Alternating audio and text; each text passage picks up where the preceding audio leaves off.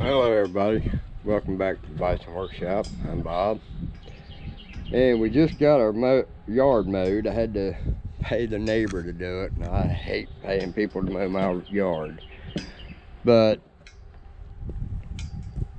my lawnmower, for some reason, it will run for about 10 minutes. Well, now it's gotten to the point where it runs less now, but if you let it set and get cold, it will start back up, but it won't run very long. So I don't know what's going on with it. I went and put a fuel pump on it, electric fuel pump on it, but I think that was a bad idea, simply because electric fuel pump puts more pressure than a lawnmower needs on that needle valve, and can bypass that needle valve by just pushing it open. So I ended up ordering a new carburetor for it. It's got that 25 horsepower John Deere V twin on it, and it's got a funky looking carburetor on it. But so I've got it in the shop now working on it, and I can't do nothing until I get the parts. But in the meantime, I came across something else, just so happened to come across it. My neighbor right over there, clear up there, he come down here, and he said, well, I got that John Deere up there. I said, well, what are you looking to get out of it? He said, well, I paid $100 for it. And I said, I'll give you $100 for it. So I got this thing, but when I went up to look at it, I was expecting to see a pile of crap laying there, and I wasn't expecting this.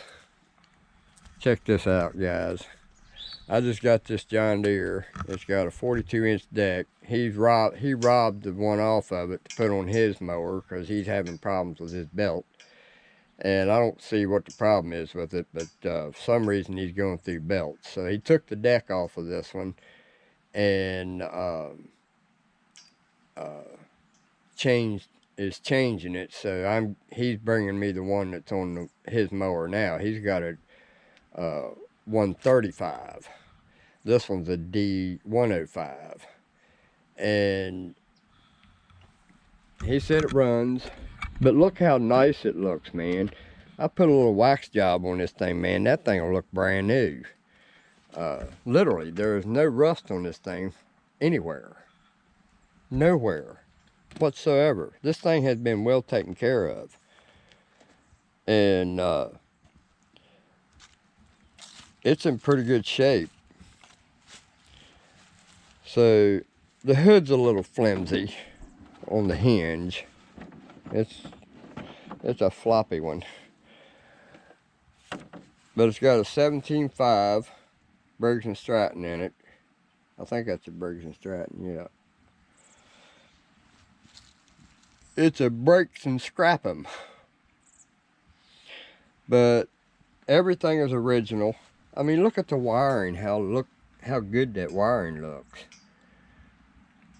It's amazing how nice it's, well, I lied, there is a little bit of rust right there, but that ain't nothing that can't be taken care of with a little bit of heat paint.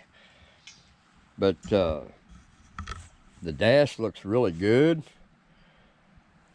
All the labels are on it, the stickers, none of them's ripped, none of them's tore, none of them's bubbling. The only one that's bubbling is this one right here. And all the information's on it. You can put a canopy on it. That's what these are for. And but I found one thing that I think is going to be a problem. He said that he thought that the rear end wasn't no good or had a problem.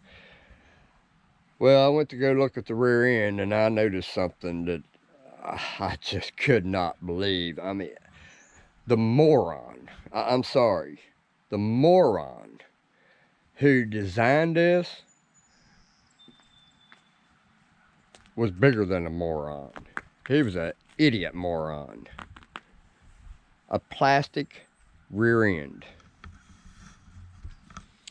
This is plastic, man. Why in the hell would you use a plastic rear end? And look, I believe this rear end is bad. It's broke right there. Well, I guess I'm looking for a rear end. But I'm gonna see if I can't find a metal rear end. Or aluminum hydrostatic. And from what I understand, it can be converted very easily. The body and everything is stamped for both. So it's just a matter of replacing or putting a foot pedal on the other side, because underneath this pad there is a cutout for the pedal, I believe. But I'll look here. Let me take you off the tripod. Let's see here. Yeah, see, it's already there. The hole's there. So you just have to cut a hole in the thing. But then it'll have the pedal that rocks back and forth. Just got to find that pedal. But it was well worth $100 for it. Even if I put another 50 or $100 in a used rear end, you're still in good shape as far as what it's worth. Because the way it's setting right now, it runs, he said. Now I'm saying he said, but it runs, and any mower that runs is worth at least $300. So I think I can make a nice mower out of this, and this will be my go-to mower. I got to figure out how to get a bagger on it. I'm gonna have to figure out how to convert a bagger for it, because this one here is for the other deck. So I got to figure out how to adapt that to the new deck, which is still up at his place. So yeah, I was impressed at how well this looked. So I don't know what all that is. Returns, I guess.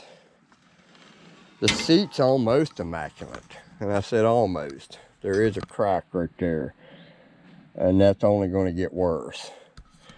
But the seat part where you sit is in good shape.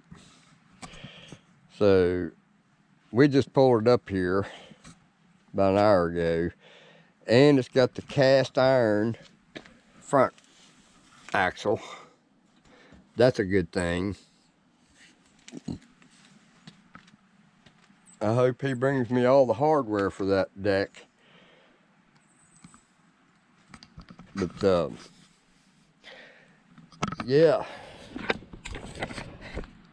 I'll be styling if I can get another rear end for this thing. I don't know if an MTD rear end will mount to this thing or not. We'll see. I got y'all pointed up in the air. But it's still hydrostatic, because it's just a forward and reverse. You forward here and reverse here. And then your brake pedal. And no key. Probably have to order another key. I'll have to see if he's got the key for it. But it looks like somebody's used a screwdriver on it. Yep, somebody's ruined that. So I'm gonna have to get another key switch for it. I might have one, because I did take apart a John Deere. Of course, I didn't have the key for it, so I've probably got a switch laying around here that don't have a key to it. But I just wanted to show that a new score for the Bison Workshop. And I'll show you my other one.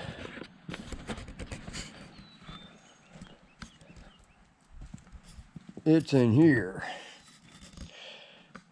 And this one, I put that motor on here because that come off of the other John Deere I took apart. And it had that 25 horsepower Briggs & Stratton V-twin. And let's just see if we can't start this up, and I'll show you what it's doing. And it's hard to start too. Just pull the choke.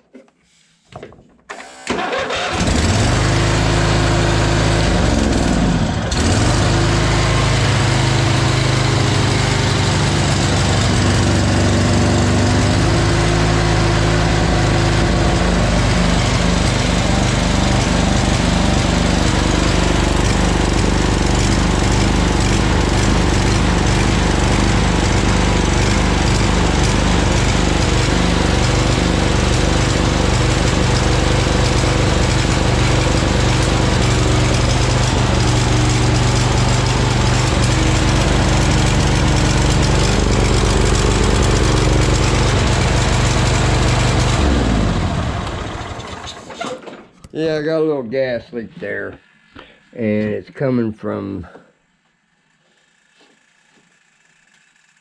this pump.